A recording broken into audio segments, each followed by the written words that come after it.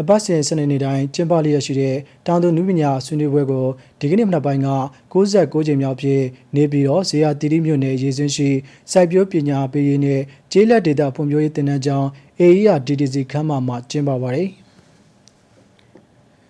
တောင်သူနုပညာပေးဆွေးနွေးပွဲမှာစိုက်ပျိုးရေးမွေးမြူနဲ့ဆယ်မြောင်းဝန်ကြီးဌာနဒုတိယဝန်ကြီးဒေါက်တာတင်ထွတ်ကအဖွဲ့မှစကားပြောကြားရမှာမိမိတို့နိုင်ငံတွင်းရှိစီးပွားဖြစ်နိုင်ခြေရှိတဲ့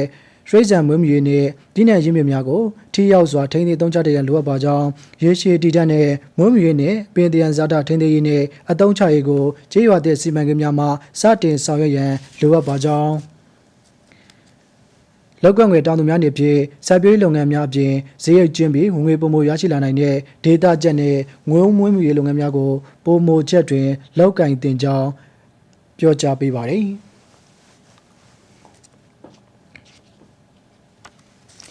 ဆက်လက်ပြီးရေကြီးစိုက်ပျိုးတက္ကသိုလ်မွေးမြူရေးပညာဌာနမှပါမောက္ခ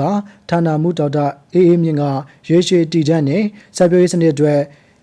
သီးနှံစိုက်ပျိုးရေးနဲ့လိမ့်ဆန်မွေးမြူရေးပေါင်းစပ်လုပ်ကိုင်ခြင်းခေါင်းစဉ်ဖြင့်ဆွေးနွေးခဲ့ကြောင်းသိရှိရပါတယ်ခင်ဗျာ။